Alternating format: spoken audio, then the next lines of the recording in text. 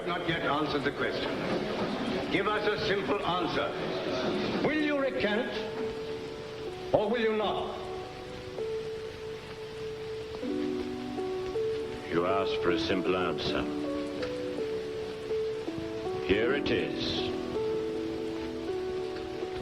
Unless you can convince me by Scripture, and not by popes or councils who have often contradicted each other,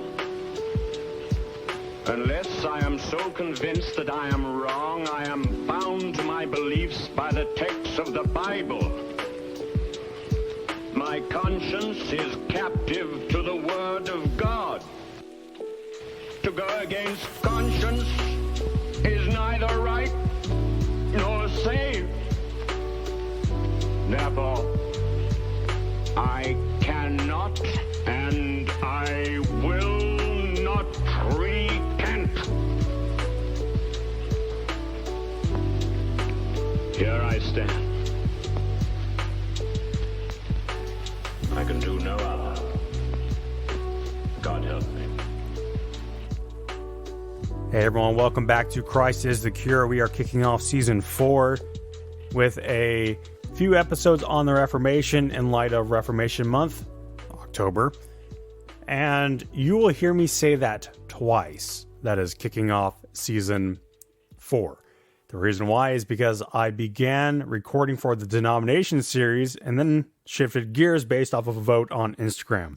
You guys decided to vote on Instagram that we would have Reformation specials before the denomination series, and so here we are.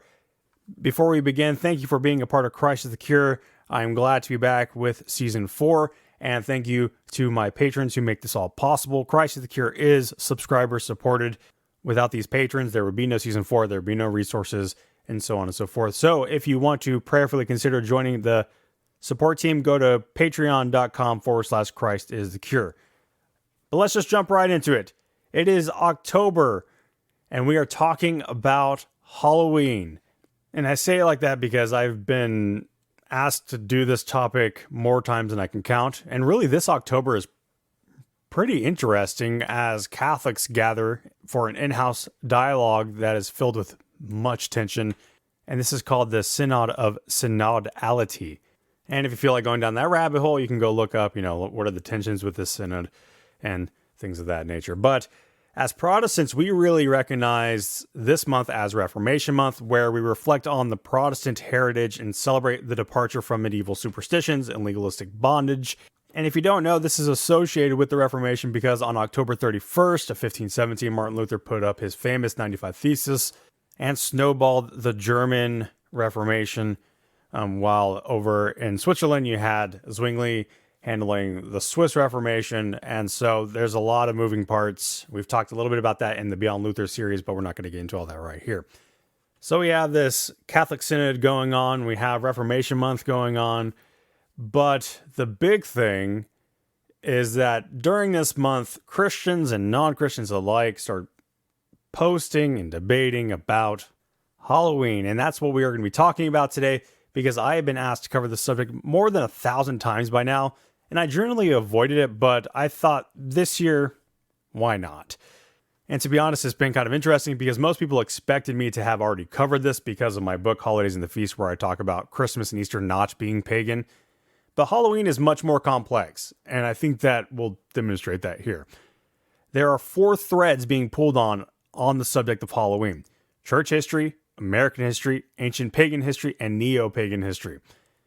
So while Christmas and Easter have become bogged down in American cultural elements, which really began with the Germans, and the commercialization of these two Christian holidays, Halloween has that, but more, especially in terms of all of its baggage. So that said, in honor of Reformation Month and the request for me to open up the new season of the podcast with Reformation specials, we will begin with an episode on Halloween. If you are a patron, you will receive an EPUB or PDF of all of these notes whenever I polish it up for you guys, and you should get that within the next couple of weeks. So the approach for this episode will be a little bit different than what you may expect. In fact, you may find that it takes several turns that you did not expect. And the reason why I make such a bold claim is because every time I've looked into Halloween, I have not seen this approach once we get past Samhain. So if you bear with me, hopefully everything will tie together coherently. And if you have looming questions about what does this have to do with Reformation Month, it will become more apparent. There's a direct tie between Halloween and the Reformation. So one thing is important to note before we begin, and it's a crucial, vital caution. Vital, important, crucial. Do not assume that you know my conclusions until we reach them. If you bother trying to guess my conclusions, you may find yourself confused when the end of the episode rolls around. The structure of the episodes will be primarily chronological, but we will begin with a discussion on Samhain. And if you don't know what Samhain is, it's the Celtic Irish festival spelled out as Samhain, but pronounced Samhain. Phonetically, there's a couple other ways that it's been spelled out, such as SOW, as in cow, and then win, WEN. But I think of it as SAUWEN, Samhain. So this is the Irish Celtic cult that Halloween is said to be based on. And after we discuss Samhain, we will then travel back to the 2nd century and then progress to the Reformation. Okay, so we're talking about Samhain first, then we're going back to the early church, then we'll get to the Reformation, and then we will move into contemporary Halloween, including its elements such as trick-or-treating and the jack-o'-lanterns, and then we will get into concluding discussions, thoughts, and applications. So let's just jump into our discussion on Samhain. So when we're talking about Halloween or looking up Halloween, its origins are often linked to this ancient Irish Celtic festival known as Samhain. The descriptions of Halloween are summarized as this. Halloween is a Christianized or baptized pagan festival of Samhain, and all of its practices are clearly satanic or pagan and trace back to the background of the Celtic tribes of Scotland and Ireland, specifically Ireland. Since we have yet to define or explain All Saints' Day, which we will get to in the next section, I'm going to provide a brief summary. All Saints' Day was a commemoration of all the saints and martyrs in the church. It was a single observance for exactly that, all of the saints.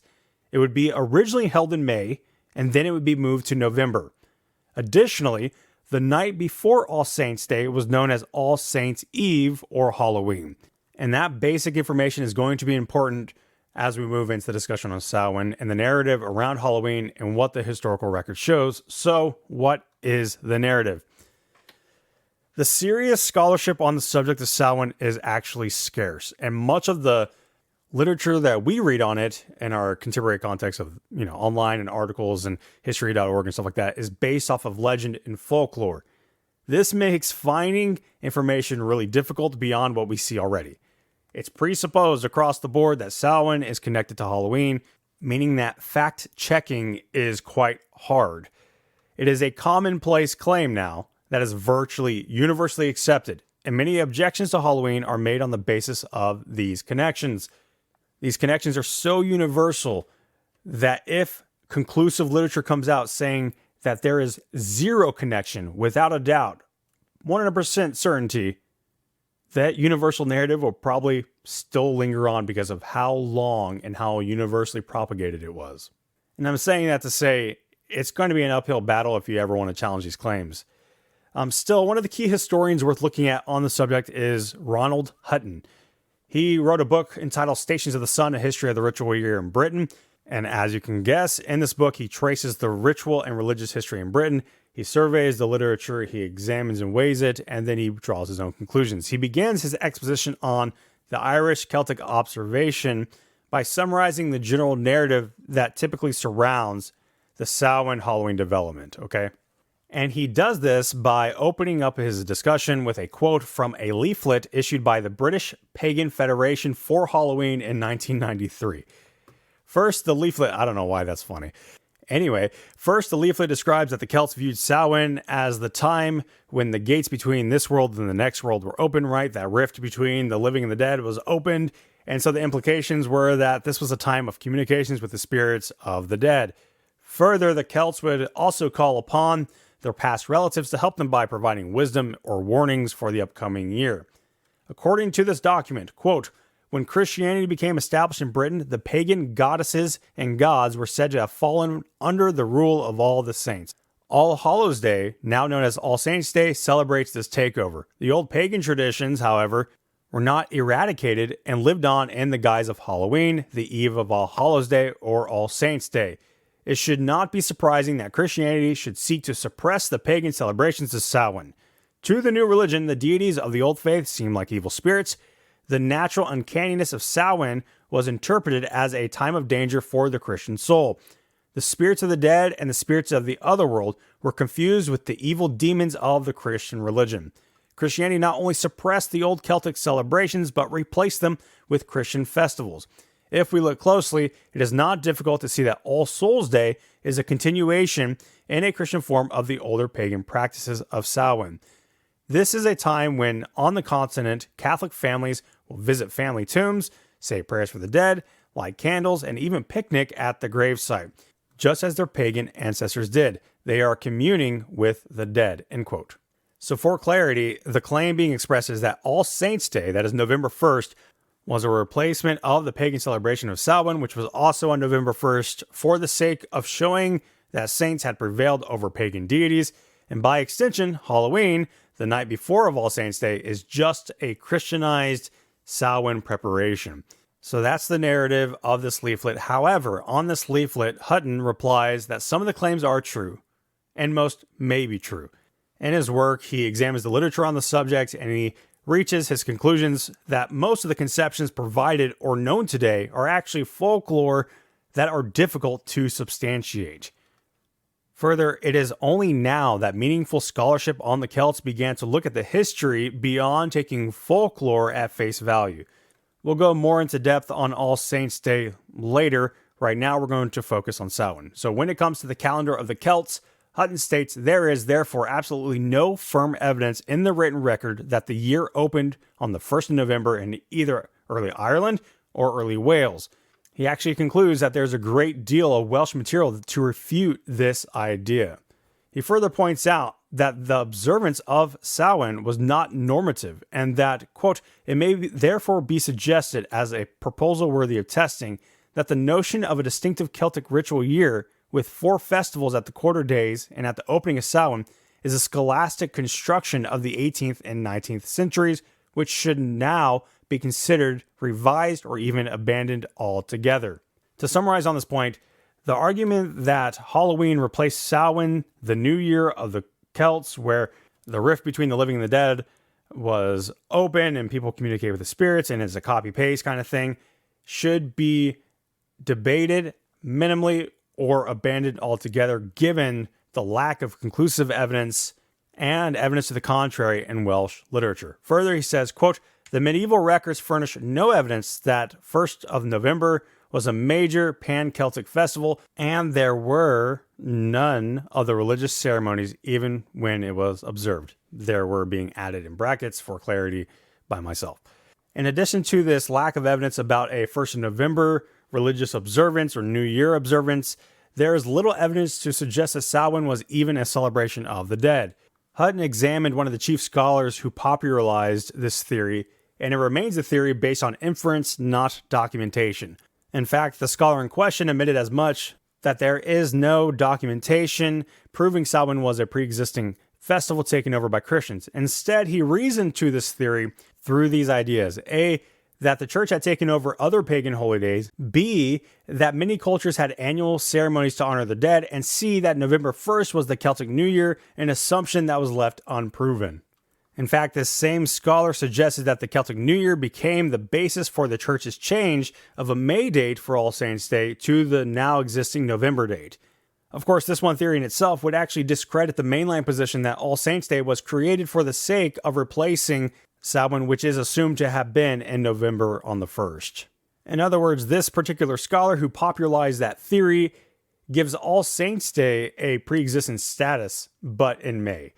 Hutton summarizes some of the data we have regarding All Saints' Day by stating, quote, by the mid-4th century, Christians in the Mediterranean world were keeping a feast in honor of all of those who had been martyred underneath the pagan emperors, end quote.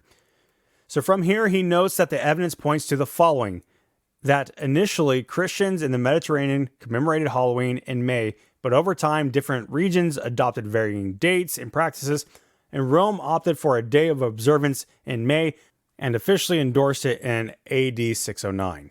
However, by the 9th century, churches in England and Germany had shifted the celebration to November, a practice already embraced by significant figures like Charlemagne. Pope Gregory supported this November date, indicating its origin in Northern Europe rather than Celtic traditions, contrary to previous beliefs. Furthermore, Ireland actually stood out as an exception regarding their celebration of All Saints' Day. Ireland actually celebrated the Feast of All Saints' Day in April, specifically on the 20th. Regardless of whether the origin of the date was Germanic or Frankish, the fact that Ireland celebrated the Feast of All Saints' Day in April poses a challenge to the idea that Halloween is simply a repackaged version of an ancient Celtic festival of Samhain allegedly observed on November 1st.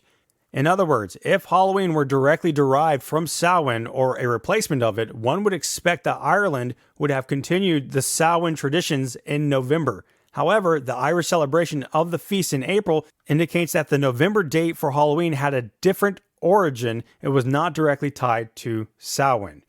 So when it comes to the rituals of Samhain, we actually know little aside from some folklore, but mostly modern folklore.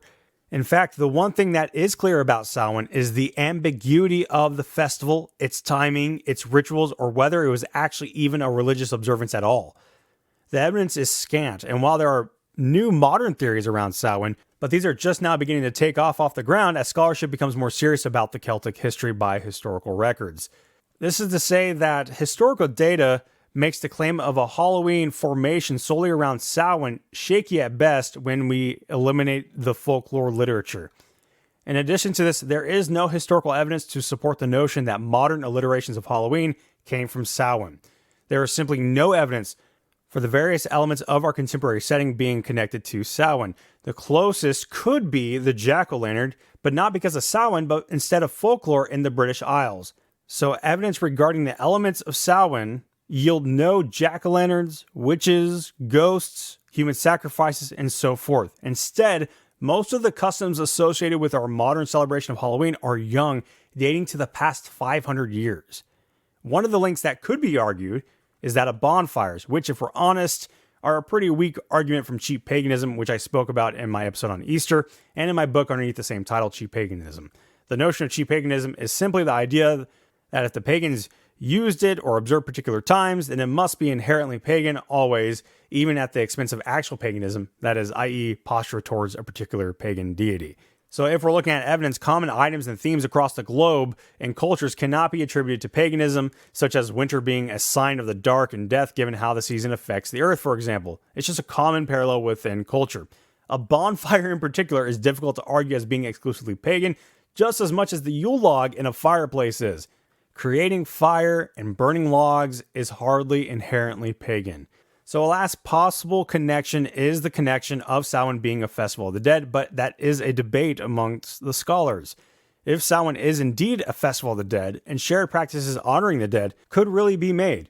The difficulty is that historians and others have noted that honoring the dead, even annually, as a practice, has been a practice in nearly every culture in every century. Nevertheless, the only clear details about Samhain center around the ambiguity of the festival, again, its timing and its rituals, and whether or not it was actually a religious observance. The certainty around the festival actually comes from folklore and contemporary new or neo-pagans who do indeed take this folklore to heart and observe it as a modern adaptation of Samhain. Now, Hutton's work on the subject can ultimately summarize as such. The evidence appears to be complex and uncertain, and this is despite the certainty that we have seen. From my observation, the assertion that Halloween is just Samhain wearing a new hat is difficult to substantiate. That said, it really is an uphill battle to even suggest this, and until Hutton's work and subsequent literature comes out, it's just the way it is. And I'm not saying we can't try to correct that, but that's just the way it is. Whenever you Google Halloween, you will see Samhain. And now I want to pause and remind you, do not try to draw my conclusions from this section. That's all I'll say. And now let's move on to talking about All Hallows Eve in church history. So early in church history, Christians who were martyred were revered, and remembered. And the term martyr comes from the Greek term martyria, which is often translated as witness in your New Testament. This term came to denote exclusively the believer who would suffer and die for the faith underneath persecution. Now, pretty early on, miraculous tales around the martyrs began, and one of the earliest pieces of literature detailing a martyrdom outside of the New Testament is found in a collection known as the Apostolic Fathers. The letter is called The Martyrdom of Polycarp, and it details exactly that, the martyrdom of the early Christian bearing that name, Polycarp. There's a summary you can find of Polycarp and this letter in the Apostolic Fathers PDF I prepped on my website. It will be included in the notes below, in the description, and on the website.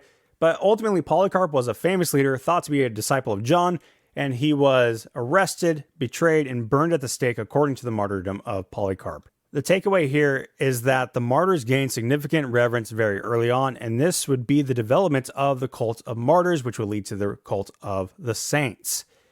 It is important to say that when I mention cult in this context, it does not carry the necessary negative coloration that we are typically used to. Within this context, it just means that there is a sense of veneration or devotion around a particular thing, such as a figure or object. So if you want to look up veneration of the saints, you're typically dealing with the cult of the saints, right? A cult in this context is an organized homage paid to a particular aspect of a broader theological tradition. So when we hear Catholics talk about the cult of the saints, they're referring to the practice and devotion towards the saints within Catholicism.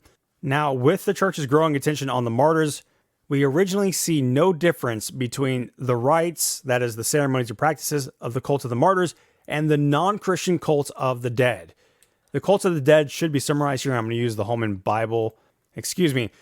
Illustrated Bible Dictionary to provide that summarization. Quote, much like ancestor worship, the cult of the dead involves adoration of the deceased. The cult of the dead goes a step beyond adoration, however, seeking to maintain or manage a relationship with the dead. The cult of the dead involves the belief that certain departed spirits must be fed or honored, and that they can be channels of information with the spiritual world. While ancestor worship was not common among Israel and her neighbors, the cult of the dead was widely practiced. The belief in the afterlife was apparently universal in the ancient Near East. The provision of food, drink, and artifacts within tombs is an indication of the belief that the departed spirits would have need of such things. Though Israel was forbidden to practice the cult of the dead, she often departed from God's injunctions and engaged in the worship of pagan deities. Wayward Israelites were also guilty of practicing the cult of the dead in 1 Samuel 28, and Israel was specifically warned not to offer to the dead in Deuteronomy 26:14. God warned them through the prophets not to consult the dead in an effort to learn of the future in Isaiah 8:19 and 65:4. And such acts were considered by the prophets to be dangerously at odds with God's will, end quote. So in addition to this cult of the martyrs, the cult of the relics developed, and that, of course, is intrinsically tied with the cult of the martyrs. Relics were remains of these martyrs, such as bones, clothing, instruments of torture, etc., and it cannot be detached from the cult of the martyrs as it developed. The collection of relics began very early on and continues to this day within Catholicism and the Orthodox tradition. Relics are seen as possessing a particular property that sanctify a particular space and can even produce miracles. And so the collection of relics and customs concerning the cult of the dead were ancient, and when Christians recognized the significance of martyrdom, some syncretism occurred. Saxer and Hyde point out, quote, from the cult of the dead, any traditional practices not incompatible with the Christian faith were transferred to the cult of the martyrs. The same thing happened with regard to specifically Christian customs in the cult of the dead, born of the desire to correct and complement pagan customs. They go on to provide a summary of the evidence for this claim, but conclude that the data points out that, quote, in the cult of the martyrs, all the previous funerary customs that could be kept continue to be used, end quote. They explain that the most clear-cut example of the connection is found in the custom of libations or drink offerings and funeral banquets on behalf of the dead. Robert Kinney on libation states, quote, the pouring of libations is an ancient, complex, and varied ceremonial act. Usually it took the form of pouring a measure of wine or olive oil, honey, or some other liquid in commemoration or remembrance of something or as an offering to a deity. Particular vessels were often set aside for ceremonial use in distinction from common vessels. And while some rites required the celebrant to pour the liquid on the ground, others required pouring the liquid on an altar, usually as an offering to a god. customs around the pouring of libations are remarkably similar across cultures and time. So to summarize, a libation, in short, is most often an act of pouring liquid as an offering or sacrifice to a deity. And this term is actually used in some translations of the Old Testament, such as the New English translation of the Septuagint. That is, offering drink offerings to Yahweh. When it comes to the context of libation in the non-Christian pagan world, there were libations to either appease people that they thought may haunt them, or honor those who they loved, or provide sustenance for them beyond the grave. And that's from Bittler's The Ancient Roman Libation Tubes that connected the living to the dead. Tubes were directly built into the grave so that these offerings could be given directly instead of soaking through the ground. In various observances and holidays, individuals would offer wine and foods to the deceased, though not every grave would have a tube. According to Bittler, Christians eventually put an end to libations. They considered the practice to be pagan, but they did not do this immediately. End quote. And what we will find is that when Christians started telling people to not do this, this still persisted through the 11th century, where archaeologists found a libation tube that went to a priest's burial remains, and you can see this in Bittler's article. Now, the cult of the martyrs would eventually diverge in taking on a particularly communal aspect and liturgical form. So it would add these elements and tweak the cult of the dead to where there was a more communal aspect, that is the communion of the saints, and liturgy, that is an order of worship. In the 3rd century, the Christian writer Cyprian would speak about Christians celebrating communion, or the supper, or the Eucharist, on behalf of the martyrs. The supper would be taken on the anniversary of the martyrs and would contain within it an intercession on behalf of the martyrs.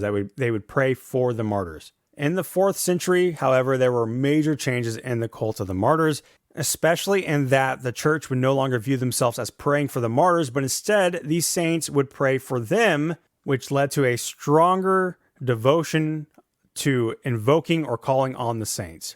Historian Robert Bartlett describes more of the changes as follows, quote, "Alongside the new relationship with the state, new patterns and habits of worship developed, which it is possible to sum up simply by saying that in this period Christianity became a religion. The Middle Eastern world in which Jesus and his followers lived had a clear and distinct concept of religion. That is, the temple cult in which ritual specialists, the priest, represented the people and sought divine favor through sacrifice. In its origin, Christianity was a radical revivalist cult that rejected most of these things. By the end of the 4th century, they were back again. Holy buildings, priestly rituals, and the language of sacrifice and mystery. A priest of Baal or Isis or Yahweh would certainly have recognized what kind of thing Christianity of the late 4th century was. It was as part of this immense transformation that the cult of the saints came into new prominence and new assured forms. And that's in his work, Why Can the Dead Do Such Great Things? Saints and Worshippers from the Martyrs to the Reformation by Princeton University Press. Like I said, these will be in the notes. So some of these changes included the venues for the saints. They moved from these underground tombs or catacombs to shrines erected in their honor, along with a new means of venerating them. This new means of veneration would actually include regular rituals to honor the martyr, bring an offering, and of course, expect help for them in exchange. The exchange that took place was that of a patron-client relationship. And this relationship included offerings, intercession, intermediaries, and at times a patron saint that one would dedicate themselves to. Bartlett says, quote, "The saint was a powerful, if usually invisible patron, an invisible friend who could provide direct help and also access to yet higher levels in the cosmic hierarchy. Any society that knew the patron-client relationship of the ancient world or the significance of lordship in the medieval one would find the dynamics of invocation and the saintly intercession self-explanatory. Saints were the intercessors. They were the intermediaries between the needy human beings and the Almighty. The world of patronage and favors extended beyond this earthly life. A telling simile was that having a saint on your side was a bit like winning over the bodyguard of a great king to give you access to him.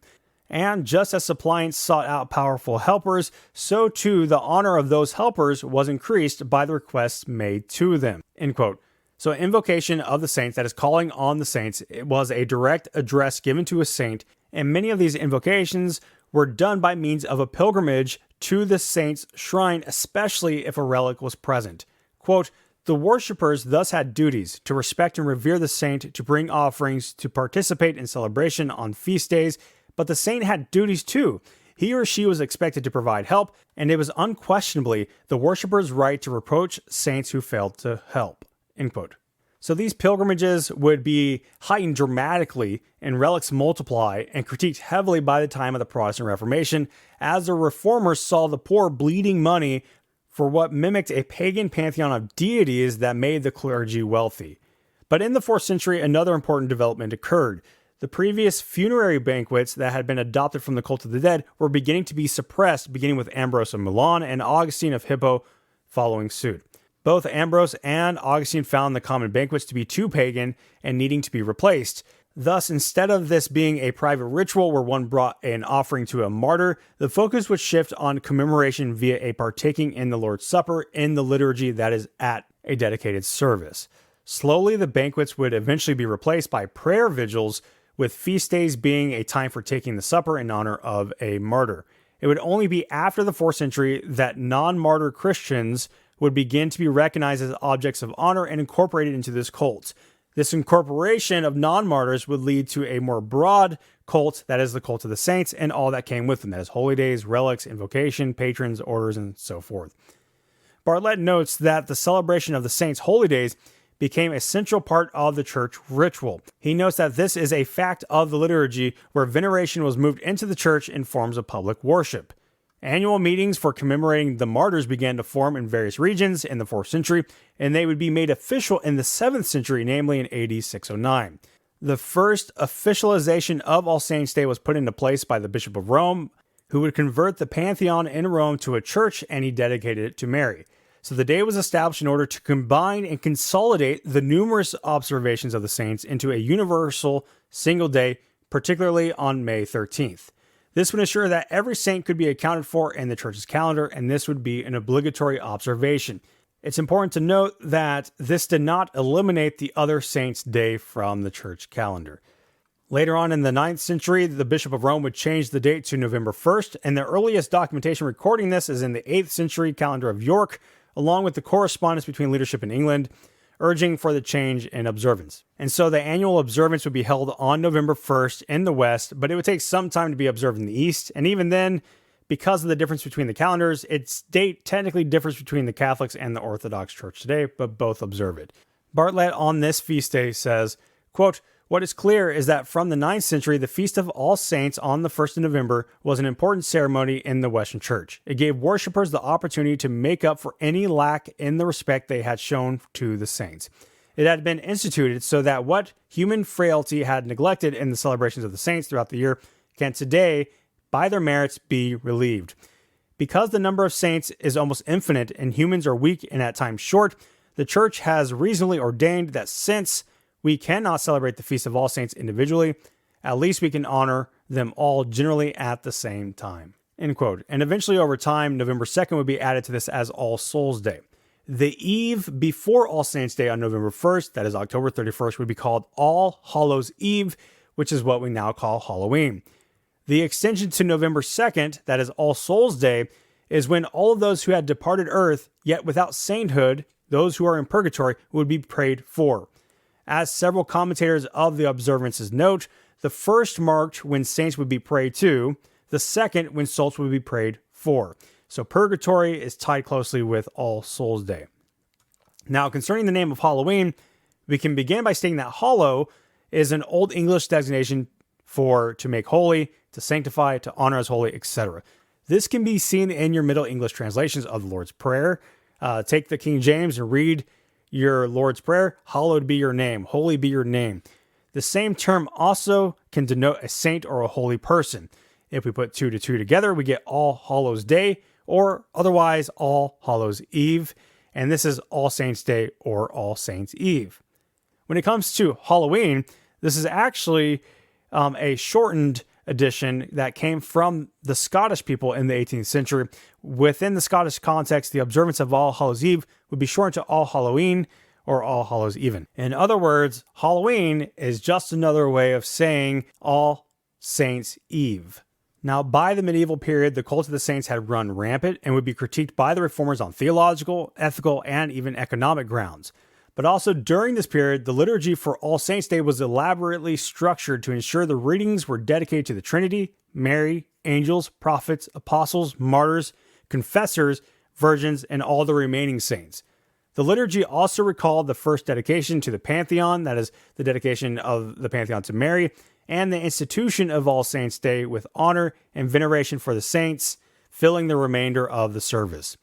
Halloween, or All Hallows' Eve, would be and is to this day focused on prepping for this veneration of the saints, and All Saints' Day is intrinsically and religiously linked to the cult of the saints. A final word is needed for this section, and that is on indulgences. Before we move into the period of the Reformation, we must grasp that the cult of the saints was tied up tightly with indulgences, relics, intercession, expected miracles, shrines, offerings, and eventually icons and images. We won't describe all of these in details. Bartlett's work should be consulted for the most concise but detailed examination of all of these issues, but instead we want to focus on indulgences because of their role in the Reformation. Around the time of the Great Schism in AD 1054 between the East and the West, differences arose on a number of issues, but one of them was on purgatory and on indulgences. The East did not teach this doctrine, while the West, it became a major idea. In the West, it was taught that various aspects of sin's penalty could be removed on earth by penance or by an indulgence. An indulgence is just a pardon for temporal penalties of sin that would be experienced in purgatory. So if a believer died without such a payment for punishment they owed, the outstanding debt would be dealt with in the fire of purgatory. Eventually, the Pope would be recognized as having the power to release souls from purgatory because of the papacy's control over what is called the treasury of merits. These merits were the surplus righteousness of the saints, or a storehouse of spiritual wealth. The Pope could transfer these merits from the saints, or this treasury, to the souls in purgatory via an indulgence, and thus pay off the remaining punishment and release them from purgatory and let them into heaven. The East, in juxtaposition, did not hold to purgatory, at least not in the same way, or the treasury merits or indulgences. Indulgences were not, and I want people to hear this, were not, contrary to misconceptions, pay to get out of hell, but rather pay to alleviate time that must be spent in purgatory. This is an important distinction because the indulgence worked for those already on the path to heaven, not for those who would be in hell. And this really gets tied up with mortal and venial sins, but we're not getting into that. If you want to hear about that, go to last year's episode on indulgences. Now, when indulgences were originally formed, they were not received by payment, but instead through an exceptionally good deed. The Crusades would be that shift where indulgences could be accepted or sold for cash. Further clarification here is that the money wasn't the cause for the satisfaction in the time of purgatory, but rather the charity of the giving of cash was. By the end of the Crusades, however, payments were accepted for indulgences, and eventually indulgences would be able to cover not only your future time in purgatory, but also the souls of your loved ones who are already in purgatory. There were more significant developments in the doctrine, especially in the 13th century, and even critiques of the doctrine long before Luther. Still, in 1515, Pope Leo X issued the sale of indulgences in Germany with the purpose of bringing finances to build the Basilica in Rome, that is St. Peter's building, and an individual named John Tetzel acted as the papal agent in the selling of these indulgences with very high emotional manipulation, with heavy promises of instant release from purgatory for loved ones as soon as one purchased an indulgence. In 1517, Tetzel preached in Wittenberg, eliciting Luther to react as his people were buying these indulgences, believing that salvation could be bought. This led to his 95 Theses, which Luther famously presented at Wittenberg's Castle Church on the public board of October 31st. These theses were entitled The Disputation of the Power and Efficacy of Indulgences. These critiques were in particular aimed at indulgences as presented by Tetzel and the culture of his day, not necessarily the doctrine official, and that would be critiqued later on. Now, while Luther's main contention was the sale of indulgences and questioning purgatory, this tied directly to critiquing the cult of the saints. Luther, however, was one of the more reluctant reformers on the subject. Nonetheless, Luther's posting of the 95 Theses on October 31st is hardly coincidence, but most likely tied to the fact that it was the eve of All Saints' Day. And according to some narratives, there was a vast collection of relics that were kept in the Castle Church in Wittenberg, where Luther placed his thesis. In turn, when people would pilgrimage to venerate these relics for All Saints' Day, Luther's thesis would be in front and center. However, while Luther's timing would have been good for exposure, the means he used to announce his thesis was actually the equivalent of a typical bulletin board, lacking the drum and flair we often attribute to it. Following the thesis, Luther's first appearance in 1518 led to the first discussion on the cult of the saints because of his reference to the treasury of merits and thesis 6 of his 95 thesis. In Luther's disputes and debates, indulgences were ultimately front and center until June 1522, where veneration of the saints would be addressed head on, but we're going to stop there for now. So it would be good to summarize everything we have covered so far. The origins of Halloween have long been associated with this ancient Irish Celtic festival of Samhain, and according to the common narrative, Halloween is considered a Christianized version of Samhain. However, when scrutinizing this narrative, doubts arise in its historical accuracy, especially with scholars like Ronald Hutton, who have pointed out that much of the evidence supporting this connection is based off folklore and lacks concrete historical documentation. The existence of a distinct Celtic ritual year with Samhain as its focal point is questioned, and there is no firm evidence for the year beginning on November 1st in early Ireland or Wales. So the idea that Samhain is a direct Christianized adaptation of Samhain is further challenged by the fact that the celebration of All Saints' Day, initially commemorated in May, underwent regional variations and shifted to November in some places, like England and Germany, but remained in April in Ireland. This discrepancy in the dates suggests that the origins of Halloween may not be as straightforward as the narrative implies and raises questions about the connections to Samhain. Additionally, while some of the elements of Halloween, such as bonfires, have been loosely associated with Samhain traditions, the evidence is often weak and speculative. Most of the modern themes and customs can be dated to the last 500 years, which we will talk about in part 2. Furthermore, when we looked at the history of All Saints' Day and Halloween, it could be argued that there is a subtle and indirect or direct pagan connection that is often overlooked because of the Samhain narrative. It is clear from historians that the Christian view of the cult of the martyrs developed from a common root with the pagans, i.e. the cult of the dead, which would later develop into a cult of the saints, culminating in holidays, but especially All Saints' Day. The developments of the cult of the saints seems to have developed from certain elements or practices from pre-existent pagan traditions, particularly those related to, again, the cult of the dead. And this seems readily apparent when we see these elements being shaved off or repackaged later on, especially in the 4th century. In summary, when it comes to pagan roots, the origins of Halloween and its practices may have a more complex layer than a simple transition from Samhain to a Christianized version of Samhain. So this so far summarizes Samhain and All Hallows Eve and the history of the cult of the saints. And next week we will talk about the Reformation and the Reformers' view of the cult of the saints, which you must remember, the cult of the saints is intrinsically and inseparably tied to All Hallows Eve and All Saints' Day. So if we're talking about the foundation of the holiday, if we're talking about the roots of the holiday, if we're talking about the basis and how the holiday is to be properly observed, it's first and foremost linked to the cult of the saints. So we will discuss that and the Reformation. Then we will discuss modern Halloween and the contemporary practices that we see today. And then we will finally move into drawing thoughts, applications, and general conclusions. I hope this episode has been helpful. There are timestamps in the description. Have a wonderful weekend. And until next time, God bless you all.